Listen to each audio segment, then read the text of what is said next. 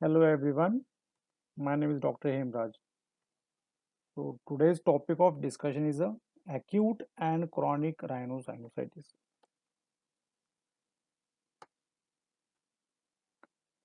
In last lecture, we have discussed about what do you mean by rhinosinusitis, what is its definition, what are its different types, what are the clinical features, what are the investigation we have to do in case of rhinosinusitis, and what is the treatment. So broadly, we have discussed in last lecture or in previous lecture. So today's topic of discussion is acute and chronic rhinosinusitis. It is one of the type of rhinosinusitis.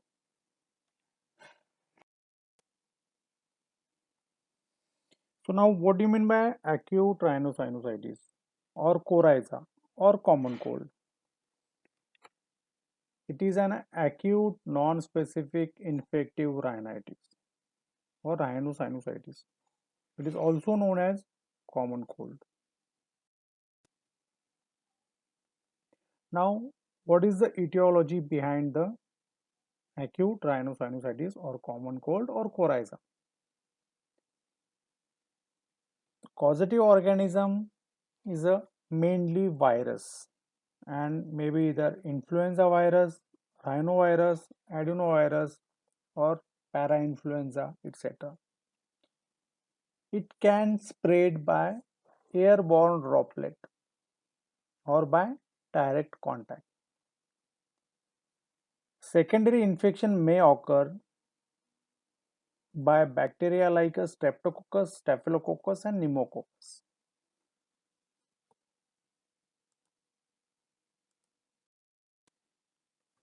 Already we have discussed in detail pathophysiology of rhinosinusitis. Here we will see in short. Once there is an infection by viruses, it invades the nasal mucosa, which causes acute generalized hyperemia, that means inflammation of the nasal mucosa, then engorgement of the secretory gland and goblet cells inside the nasal mucosa, which causes profuse secretion in the sinuses, which leads to acute rhinosinusitis. So because of generalized hyperemia or inflammation of the nasal mucosa and engorgement of this secretory gland and goblet cells, it blocks the eustachian tube, which present at the posterior to the posterior end of nasopharynx. Because of blockage of eustachian tube, there are chances of having acute secretory otitis media.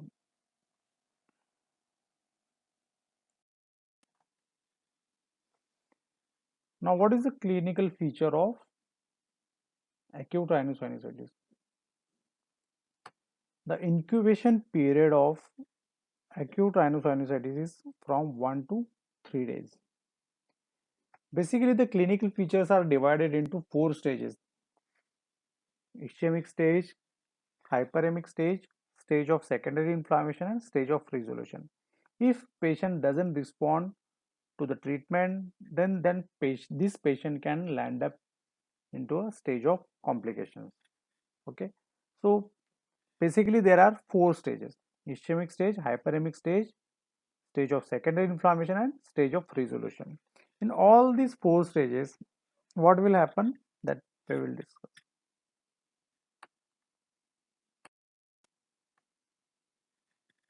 In ischemic stage, there will be a raw sensation in the nose, irritation and dryness,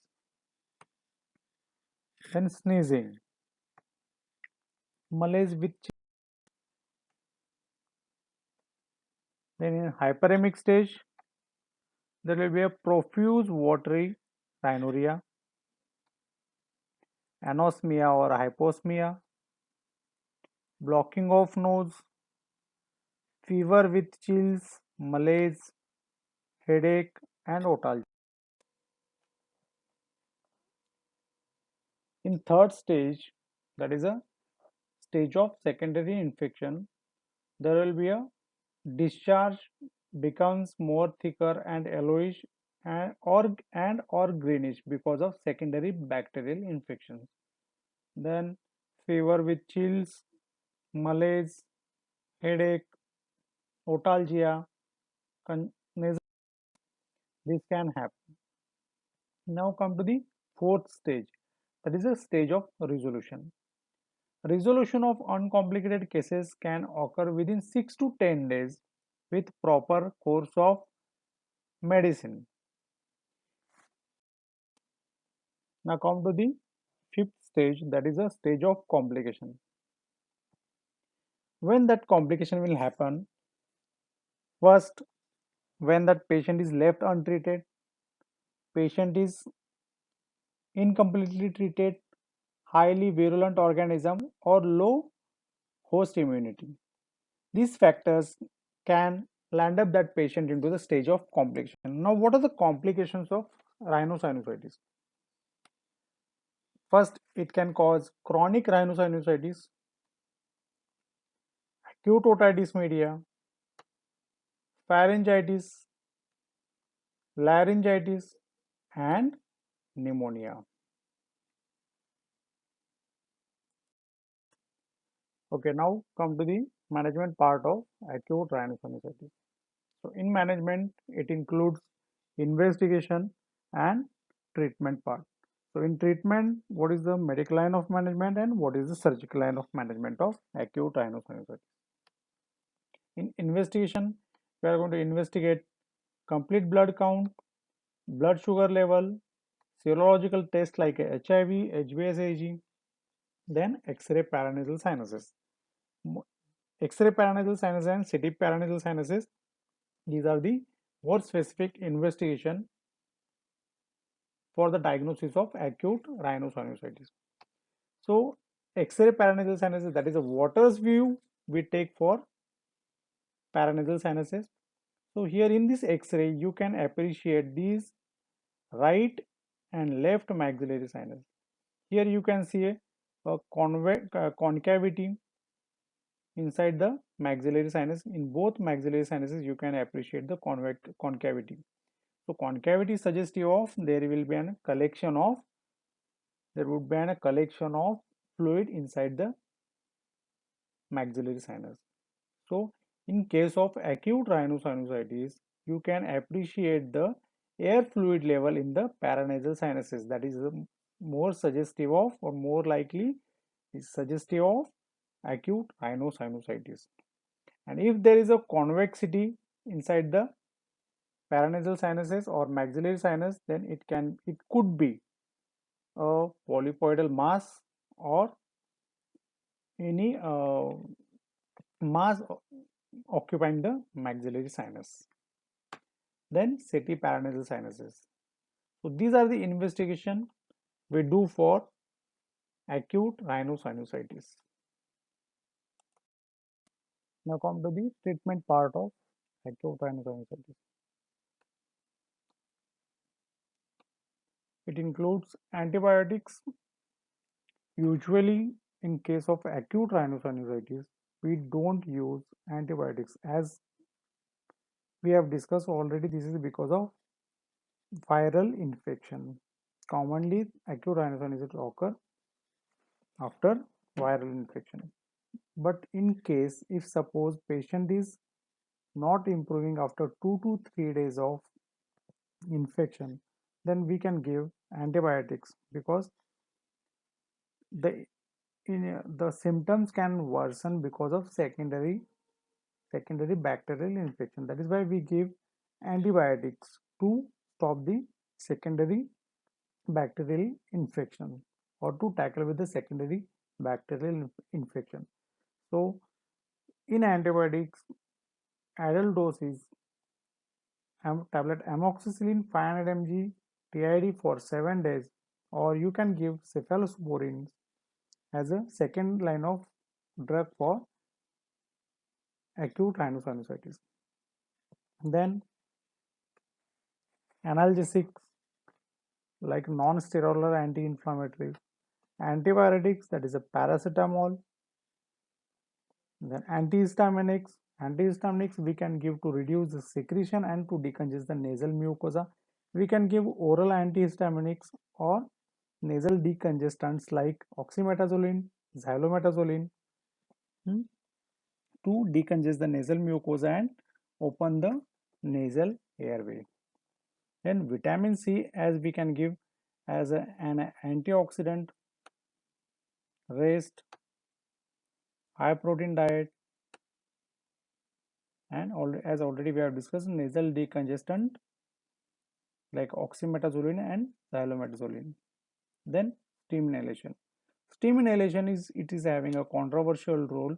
So some authors says steam inhalation it is a beneficial and some says it is not beneficial. So the basic treatment for acute rhinosinusitis is antibiotics, analgesics, antipyretics, antihistaminics, vitamin C to boost up the immunity, rest, high protein diet, nasal decongestant, and steam inhalation. As in acute condition or in case of acute rhinosinusitis, we don't do surgeries. That is why every acute condition we treat conservatively with a medical line of management.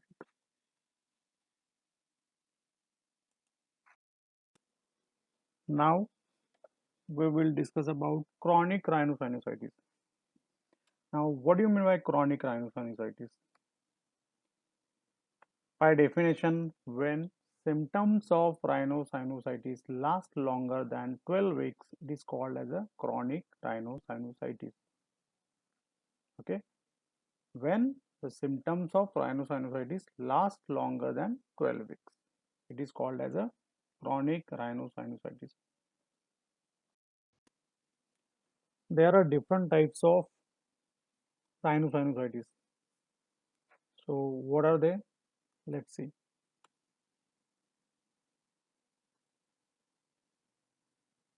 It can be classified as a acute, subacute, chronic, or recurrent, open or closed, unilateral or bilateral, isolated maxillary sinusitis or rhinosinusitis, frontal, ethmoidal, sphenoidal, depending on the involvement of paranasal sinuses.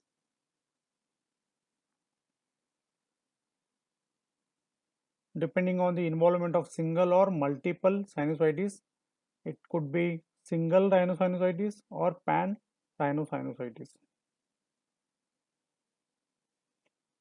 Depending on the group of paranasal sinuses, that is the anterior group and posterior group of rhinosinusitis.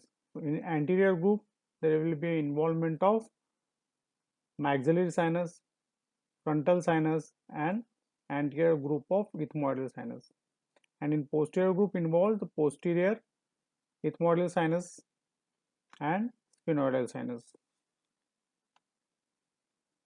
Then suppurative, that is a simple, or hypertrophic, that is a polypoidal.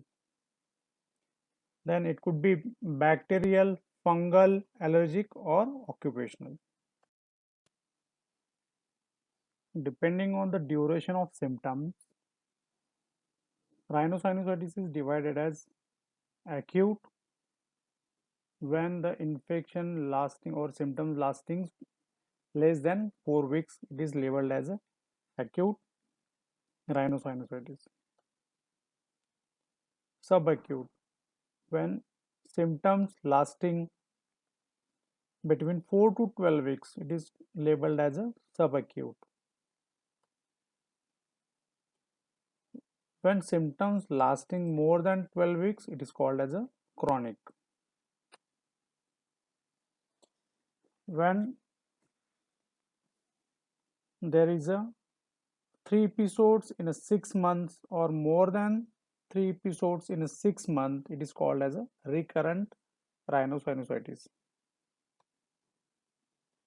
Or more than 4 episodes per year with asymptomatic intervals of more than 10 days, it is called as a recurrent rhinosinusitis. So depending on the duration of symptoms, sinusitis or rhinosinusitis is labeled as acute when symptoms lasting less than 4 weeks, subacute when symptoms lasting 4 to 12 weeks, chronic when symptoms lasting more than 12 weeks, and recurrent when there will be a equal there will be a 3 episodes or more than 3 episodes in a 6 months, then more than 4 episodes per year with a symptomatic interval of more than 10 days. It is labeled as a recurrent rhinosinusitis. Now, what are the common symptoms of chronic rhinosinusitis? As earlier we have discussed about rhinosinusitis and acute rhinosinusitis, the symptoms are more likely to be same, but the severity of symptoms is bit less. So now what are the symptoms? First is a nasal blockage because of hypertrophy of mucosa, rhinorrhea because of engorgement of the secretory glands and goblet cells, facial pain because of fullness of the paranasal sinuses, headache, again it is because of fullness of paranasal sinuses, worsens it worsens when bending forward, it is suggestive of frontal sinusitis. Then nighttime coughing because of postnasal discharge, increase in asthma symptoms, toothache because of maxillary sinusitis, halitosis or bad breath because of purulent nasal discharge, then altered sensation of smell, that is a hyposmia, anosmia or cacosmia or parosmia. Now, what are the alarming symptoms in case of chronic rhinosinusitis? Why it is called as alarming? Because of these symptoms may develop because of complications of rhinosinusitis. What are the complications that we will discuss later on? But what are the symptoms, alarming symptoms? First is a vertigo or giddiness. Second is a lightheadedness or dizziness, blurred vision. Vertigo, lightheadedness, and blurred vision. These are the alarming symptoms which can or which may occur because of complications of rhinosinusitis. So these are not typical clinical features of chronic rhinosinusitis. It could be because of the complications of rhinosinusitis. Already we have discussed about the pathophysiology in detail, but what happens in chronic rhinosinusitis that we will see because of stasis of secretion, and that this stasis of secretion can occur because of mechanical obstruction at the osteometal complex, ciliary dyskinesia.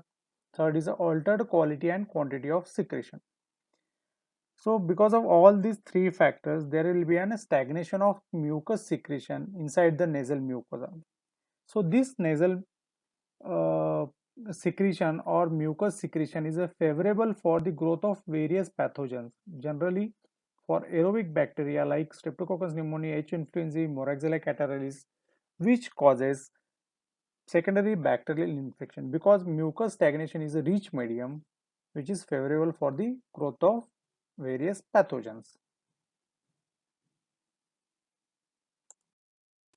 Because of repeated attack of infection, there will be a mucosal changes takes place inside the nasal mucosa. Now what are they? Because of hyperemia, there will be an inflammation or hypertrophy of nasal mucosa, increase the number and size of mucosal glands, polypoidal changes, mucopurulent secretions, microabscesses, fibrosis, hyalinization, atrophy, squamous metaplasia, and granulations may take place in case of chronic rhinosinusitis. Now, what are the risk factors of developing rhinosinusitis? Risk factor is something which increases your chances of getting a disease or a condition. What are the risk factors? These are following: smoking, pollution, and certain medical conditions like osteometal complex anomalies, recent cold, medications such as nasal decongestants, HIV infection, diabetes, allergies. These are all risk factors which can increase the chances of getting infection or disease. Then rise tube insertion. Because of during the insertion of rise tube, there are chances of having trauma to the nasal mucosa. So trauma to the nasal mucosa also increases the chances of getting. Certain chronic nasal granulomatous illnesses also can cause, or it can be also a risk factor for chronic rhinosinusitis. So now what are these granulomatous illnesses? There is a cystic fibrosis, Cartagenous syndrome, granulomatosis with polyangiitis, immotile celiac syndrome. So these all are chronic granulomatous diseases of nose, which can hamper the ciliary action of mucosal ciliary action and obstruct the clearance of nasal pathway. That is why it also can hasten the, or this is also can considered as a risk factor for chronic sinusitis. Then age also play a big role in case of rhinosinusitis or chronic rhinosinusitis. In general, elderly people and young people have a higher risk of developing acute bronchitis, including rhinosinusitis. Then gender. As compared to men, women have greater chance of developing rhinosinusitis.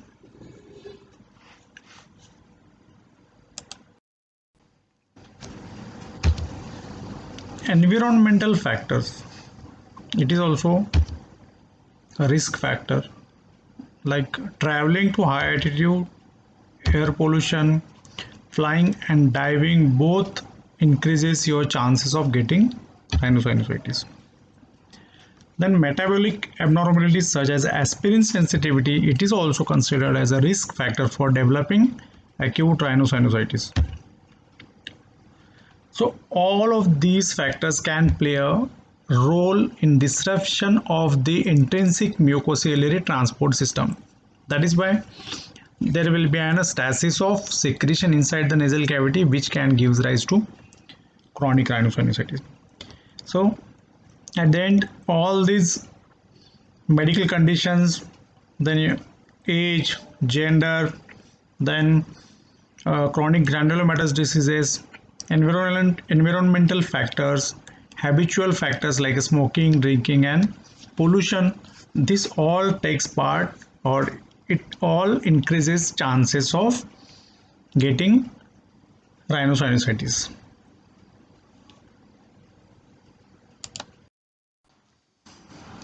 Now come to the clinical features of chronic rhinosinusitis.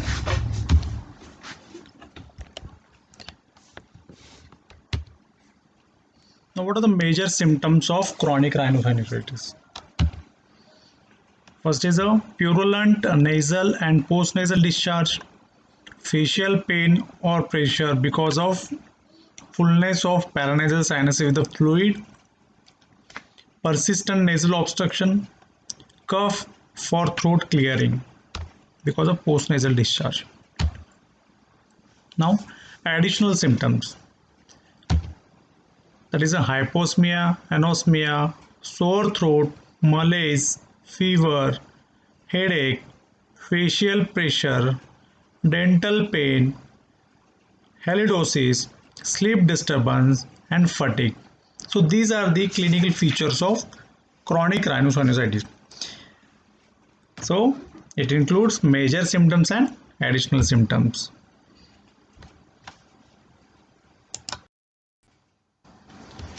So now we have discussed about what is the definition, what are the types, what are the clinical features of rhinosinusitis. Now, how to diagnose that patient is having a chronic rhinosinusitis?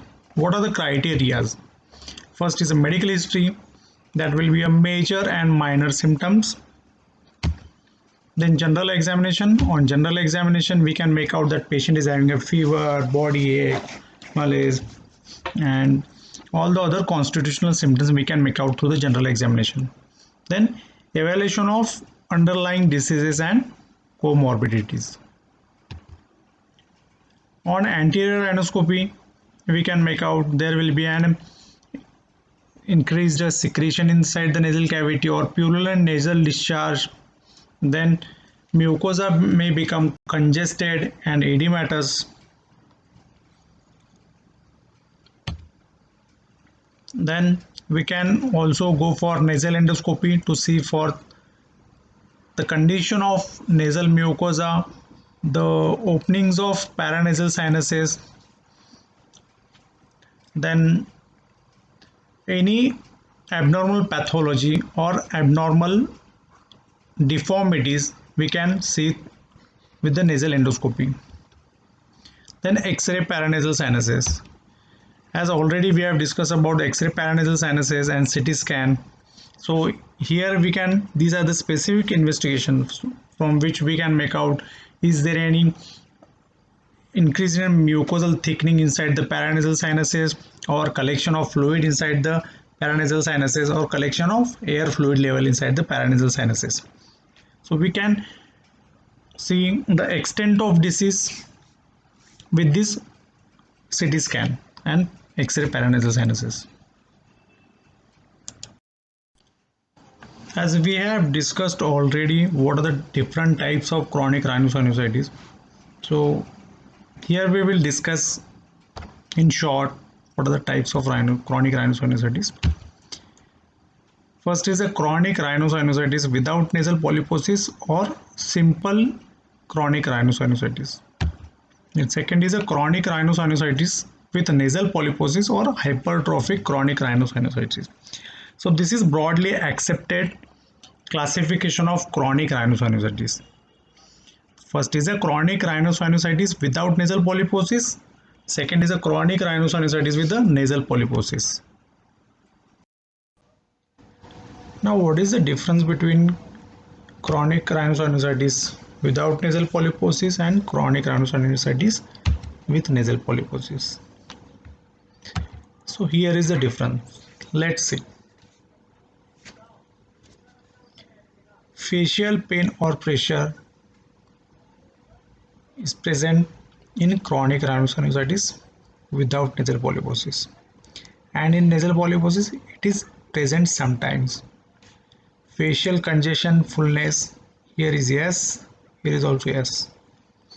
Nasal obstruction or blockage, S.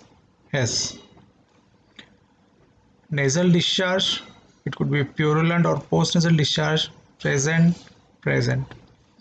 Anosmia is sometimes present in a without nasal polyposis, but hyposmia can be present. Here with the nasal polyposis, anosmia is there because of that polyp occupies the nasal cavity, so there will not be space to pass the air current to the posterior superior region of nasal cavity where that olfactory region is present.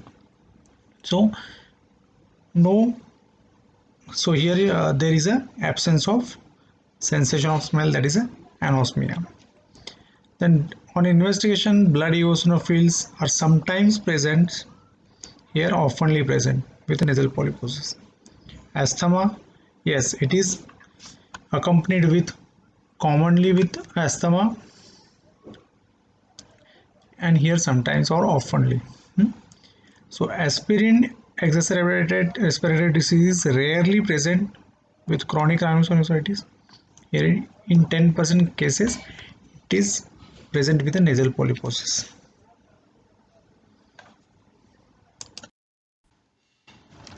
Chronic rhinosinusitis with nasal polyposis is characterized by, means in the nasal mucosa there will be a fibrosis, basement membrane thickening, goblet cells hyperplasia. The remodeling process appears to occur in parallel with the inflammation in the early stage of chronic rhinosinusitis, suggesting that the remodeling process plays an important role in the initiation of chronic rhinosinusitis without nasal polyposis.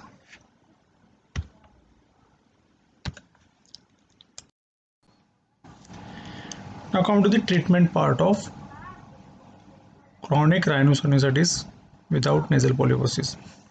The goal of medical line of management for chronic rhinosinusitis without nasal polyposis is to reduce the mucosal edema, enhance sinus drainage, and eradicate the infection. This usually requires a combination of alkaline nasal lotion, that is sodium bicarbonate, sodium biborate, and normal saline. So then treat the indisposing factor if it is present. Stop smoking and alcohol. Topical or oral glucocorticoids as an anti-inflammatory agents. Oral antibiotics, oral antihistaminics, oral antibiotics to control the infection, and oral or topical antihistaminics to reduce the congestion and reduce the edema, reduce the secretion in the nasal cavity so as to enhance the sinus drainage.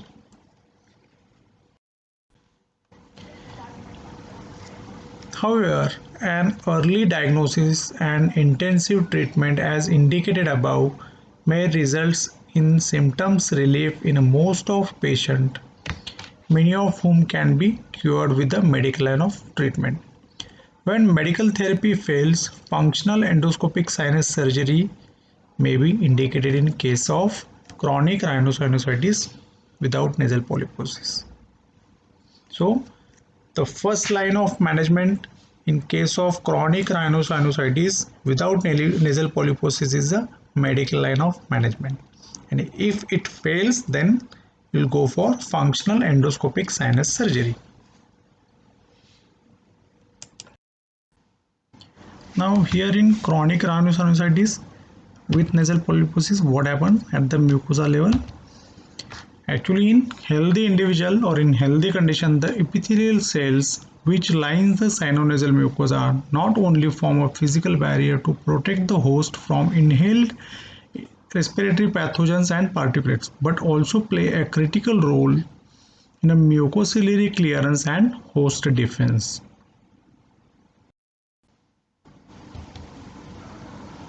So in chronic rhinosinusitis with nasal polyposis, the sinonasal epithelial barrier is a defective, which leads to increased tissue permeability, decreased epithelial resistance, acanthosis, and acantholysis.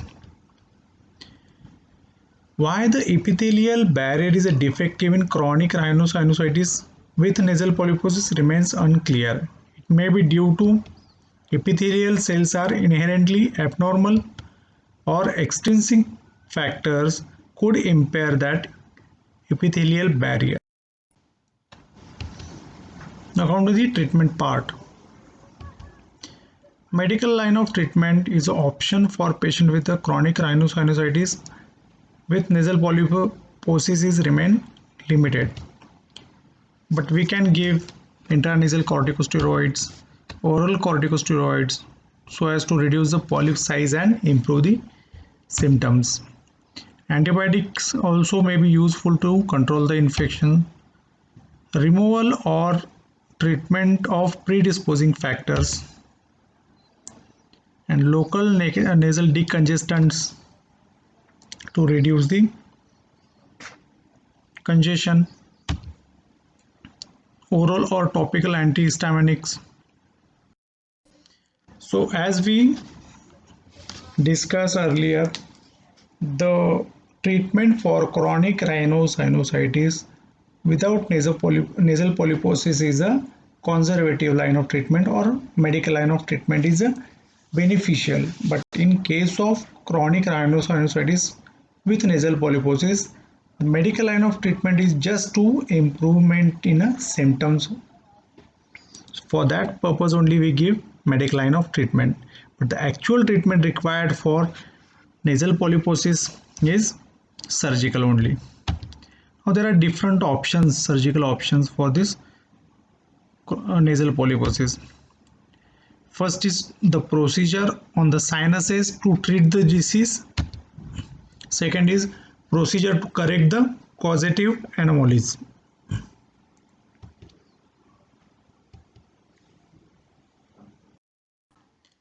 Now what are the surgical line of treatment for this? First is the procedure to deal with the obstructive pathologies in hope to remove cause of disease. Procedures on the osteometal complex is a functional endoscopic sinus surgery. Procedure on the nasal septum is a septoplasty and submucosal resection of nasal septum. Procedure on the turbinates, that is a turbinectomy or partial, or you can say it is turbinoplasty or submucosal dithermy or electrocautery to reduce the size of turbinates so as to improvement in a space for airway. Then procedures on a neighboring structure like adenoids and tonsil, which can also obstruct your normal airway. We can do adenoidectomy or tonsillectomy. Now what are the procedures to deal with the sinus disease? First is the antral lavage, second is the intranasal antrostomy, then Caldwell-Luck surgery, sinoscopy. So these are the different procedures previously we used to do to deal with the sinus disease. So in this lecture we have discussed about acute rhinosinusitis, that is a coryza, what are its clinical features, what are the investigation needed to do, and what is the treatment. And what do you mean by chronic rhinosinusitis, what are its types, what are the symptoms, and what are the medical line of treatment and surgical line of treatment for this chronic rhinosinusitis. So in next lecture we will discuss about allergic rhinitis. Thank you.